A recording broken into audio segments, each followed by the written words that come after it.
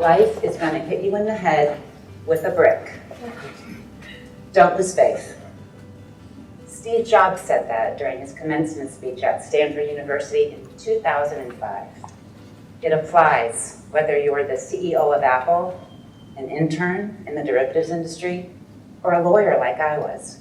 And life hit me in the head with a big, ugly brick. What was that brick? How did I manage not to lose faith? What did I learn from the experience that can help you as you start your careers? To answer those questions, I need you all to travel back in time with me to 2005, the same year that Steve Jobs gave his speech. I was a lawyer at a large law firm headquartered here in Chicago. I was in the financial services group, and I had a great boss and mentor named Joe. I had worked with Joe since I was an intern way back in 1992, which is probably before most of you were born. Joe gave me many opportunities to develop my skills as a lawyer, everything from crafting a good legal argument to good relationships with our clients. All of my positive qualities as a lawyer, I had learned from working with Joe. In August of 2005, the parent company of one of our biggest clients, a futures commission merchant, or FCM, called Refco, launched its initial public offering, its IPO, and Refco shares were being publicly traded on the New York Stock Exchange. 2 months later, in October of 2005, Refco imploded. They announced that their CEO had been hiding more than $400 million in bad debt from Refco's auditors and investors. Refco filed for bankruptcy, and its CEO was arrested and charged with securities fraud. Fast forward 2 years to December of 2007. My boss and mentor, Joe, was indicted and charged with securities fraud in connection with his work on Refco's IPO. I got the news at work, and as you can probably imagine, I was crushed. This was somebody who I respected and admired, who had taught me the ropes, who I worked with pretty much every day, and now I'd never work with him again. By that point in my life, I had lost my mom and my dad to cancer, and my oldest sister, Mary, had been killed in a car accident.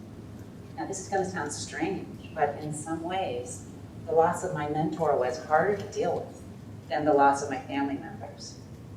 When someone close to you dies, there's a protocol. People send you cards and flowers and food, and we have rituals like wakes and funerals where everybody gathers together and supports you. When your mentor's indicted, there's none of that. Hallmark doesn't make a card for the occasion. Right? I had gone to a really good law school, the University of Michigan, go Wolverines. Hello. But nothing I learned in law school prepared me for this situation. Even my closest friends and family had no idea what to say to me because it was such an unusual situation. I decided to take a couple weeks off work and to read some good books. It was 2007. The last Harry Potter book, book 7, had just come out, and I hadn't read it yet. I also hadn't read book 6. Now, I need to give a spoiler alert because I'm about to say what happens in the last 2 Harry Potter books. So if you don't know, just cover your ears for about the next 2 minutes. But you Harry Potter fans will probably recall that in book 6, Harry's mentor, Professor Dumbledore, is killed. And in book 7, Harry is left to battle Lord Voldemort all on his own.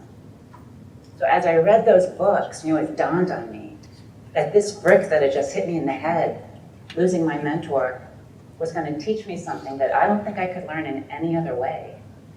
I needed to do what Harry did. I needed to stand on my own 2 feet and fight my own battles. I needed to be self-reliant.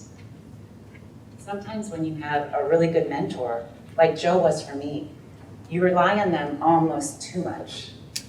You pattern your career after theirs without really thinking about what's best for you. There's an author and motivational speaker named Les Brown who summed this idea up really well when he said, "Accept responsibility for your life. Know that it is you who will get you where you want to go, no one else." This brick that hit me in the head taught me that really important lesson. It also propelled me forward right out of my comfort zone. After Joe was indicted, our practice group split up. And at that point, I didn't have any choice. I had to make a change. So I had already done work for traders and for brokers. Never gave John advice, though. So I decided that I wanted to work for a clearinghouse, also known as a central counterparty, or CCP. Now, you heard Doug compare the derivatives industry to a photo album. Well, I'm going to compare it to a gigantic mixed drink. And if it was a gigantic mixed drink, a CCP would be the straw that stirs the drink. It keeps all the ingredients blended and working together harmoniously. A CCP collects collateral from the buyers and the sellers, also known as the longs and the shorts. And it settles all the transactions that it clears on a daily basis.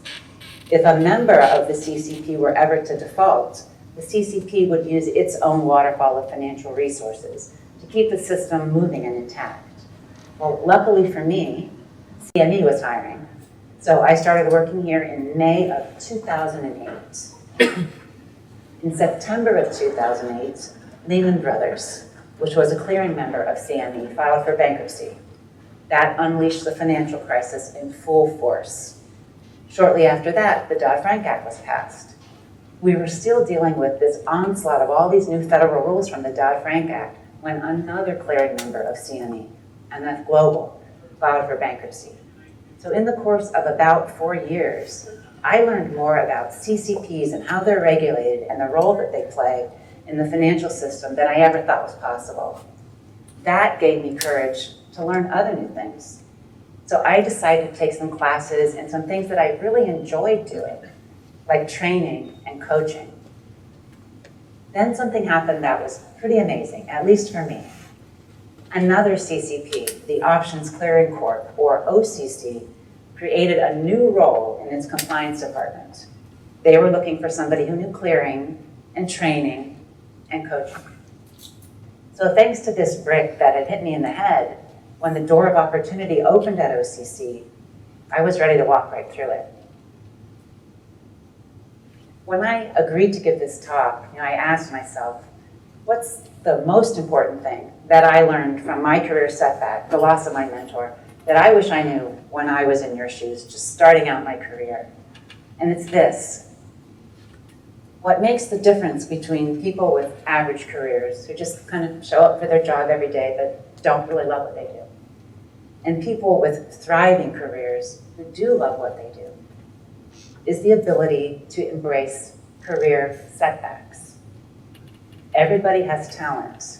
Each one of you does. But some people get hit in the head with a brick and they lose faith. One of the great things about working in this industry is that you'll have opportunities to meet people who have embraced their setbacks, who have taken what seemed like an impossibly negative situation and turned it into something incredibly positive. People like a former client of mine named Billy. Billy was a college football star.